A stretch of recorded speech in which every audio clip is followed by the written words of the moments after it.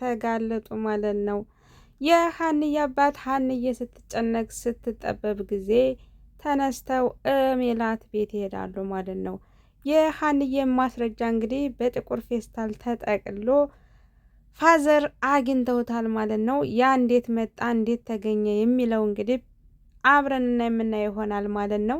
ነገር ግን ሀንዬ ትትጨነቅባቸው ፋዘር ቀጥ ብለው ሜላት ጋር ያንን ማስረጃ ይዘው ይሄዳሉና ሀንዬን እንዴት እንዳገኟት እንዴት እንዳሳደጓት ሀንዬን ተየት ወርቃ እንደተገኘች እንዴት እንዳገኟት ለሜላት በዝርዝር ያስረዷት። ወይዘሮ ባዩሽ እንግዲህ ጨርቋን ጥላ አብድ ያለች ማለት ነው። ሀንዬን በጣም ደስ ብሏታል። ምክንያቱም እውነቱን ይዞ ሜላት ፊት ስለቀረበላት ማለት ነው። ሜላትም እንግዲህ ሀና ላይ ያደረገችው መከራ፣ ስቃይ፣ ግፍ በጣም ራሷን እንድትጠላ አድርጓታል ማለት ነው። ይሄ የሚሆነበት ሀናን በጣም ነበር እንትን እያለቻት የነበረችው ማለት ነው። ወይዘሮ ሜላት ከዛ ተንበርካ አባቷ ፊት ተንበርካ በጣም ይቅርታ ብላ ያው በመቆጨትና በመማረር ማለት ነው። ምክንያቱም ሀናን ሰራተኛው አርጋ ልጇ ስንት ግፍ ነገር ስታረግባት ነበር። ምናሴና ሰላም ናቸው እንግዲህ ታይ ሀናን እንዲህ አትቤ ታይ እያሉ እንግዲህ ሰላምንም ህይወቷን የታደገቻት እንግዲህ ሀና ናት ማለት ነው። አባቷን በጣም አዝነው ተከፍተዋል ማለት ነው።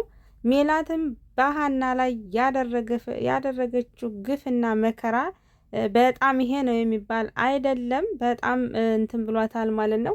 እንግዲህ የውጤቱም እንግዲህ ውጤቱም ውጤት ሳይታወቅም በእንትን ሳይል ያው የሀንዬ አባት ሲጨነቁ ልጃቸው ስትጨነቅ ስላዩ ይህንን ነገር ሜላት ጋር ሄደው ስላጋለጡት ውጤቱም እንግዲህ ወይዘሮ ባዩሽና እርግብ ያው እንግዲህ ወደ እስር ቤት አቅንተዋል ማለት ነው። ምክንያቱም የወይዘሮ ሜላትን ሀብት ለመብላት ነበረ የተደረገው ነገር ግን ሊሳካ አልቻለም ማለት ነው።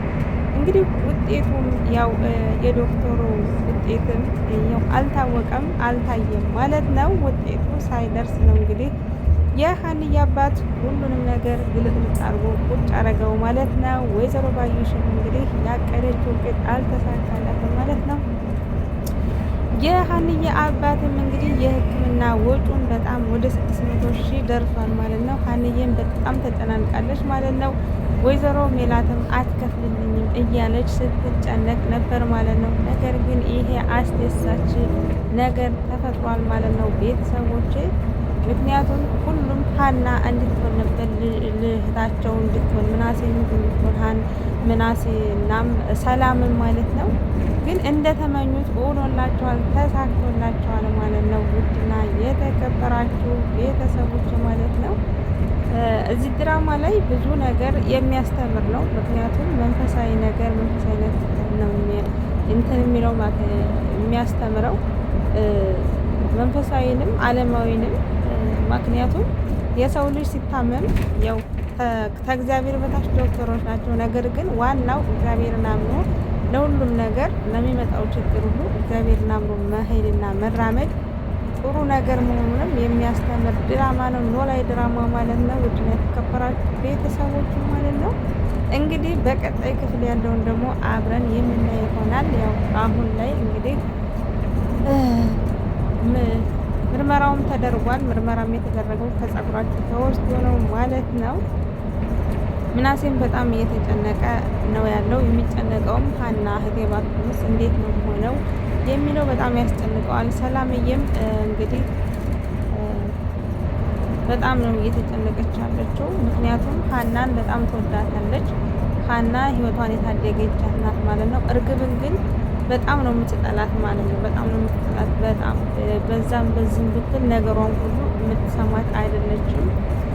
ምናሴንም ደግሞ ሀና እናትን ማንን ትመርጣለህ ብትለው ምን ማለት ነው ይሄ ደግሞ ብሎ እርግብን እንግዲህ ከልፎ ይመልሳታል ማለት ነው። ሀና ብትኖሮ እስካሁን ትመልስላት ነበር በማለት ተነስታ ትሄዳለች ማለት ነው። ወረቀቱንም እንግዲህ ያልተማረች ናት። እንግዲህ እርግጥ አልተማረችም፣ ወረቀቱንም በትክክል ፎርማውን አልሞላችም ማለት ነው። ሀንዬ ግን ያው የተማረችው ዶክተር ናት፣ የተማረች ናት ማለት ነው። ሁሉንም ነገር ስለምታውቅ በስነ ስርዓት ነበር የሞላችው። ዶክተሩን በጣም ተገርሟል ማለት ነው። ይሄ ነገር እንግዲህ ሀናም በእርግብ ስትስቅባት ነበረ ማለት ነው። በቀጣይ ያለው እንግዲህ ሌላችሁ እመጣለሁ። እስከዛው ድረስ መልካም ጊዜ ሆንላችሁ። ወይዘሮ ሜላት እንግዲህ ከሆስፒታል ወደ ቤት ምናሴ ሳይቀድመኝ ልምጣ ብላ መታ አቶ መስፍንን ልጆችን ይዘና ብላ ሆስፒታል ታመጣለች ማለት ነው። ሀናን ሲያዋራት ወይዘሮ መስፍን ለብቻዋ ሆኖ አባትሽን መታወቅ ፈልጋለሁ ማየት ፈልጋለሁ ሲላት እኔ አባቴ መታወቅ አትፈልግም፣ ምክንያቱም አባቴ ይሄንን ነገር መስማት አልሰማም፣ ቢሰማ ይሞትብኛል ትለዋለች። ለምን እንዴት መስማት የለበት መስማት አለበት ስትለው እኔ ወይዘሮ ሜላት ቤት መስራቴንና የሰው ቤት ሰራተኛ ሁኜ መስራቴን የማያውቅ ምክንያቱም እኔ የተማርኩና ደሴ ሁኜ እግል ሆስፒታል ተቀጥሬ የምሰራ ነበረ። ነገር ግን አባቴን ለማሳከም ነው ወደ አዲስ አበባ የመጣሁት ብላ በትህትና ስታስረዳው አቶ መስፍን በጣም ነው ደስ ያለው። ምን አይነት ቤተሰብ ምን አይነት ሰው ቢያሳድጋት ነው እንደዚህ ጨዋ የሆነችው ብሎ በመደሰት አምላኬ የኔ ልጅ አርግልኝ ብሎ በምኞት እንግዲህ እሱ በእርግጥ ነፍስ ስጋው ነግሮታል ማለት ነው ሀና ልጁ እንደሆነች። እሷ ግን እናንተ ቤተሰብ ሆናችሁም አልሆናችሁም እኔ እውነቱ እንድታወቅ ነው እንጂ ከእናንተ ምንም ፈልጌ አይደለም ወይም ቤተሰብ ፈልጌ አይደለም፣ ሁሉንም የሚተካ አባት አለኝ፣ ስንትና ስንት ሆኖ ያሳደገ እኔ እና እሱ ነው የምናውቀው ብላ በዚህ ቋጨችለት ማለት ነው።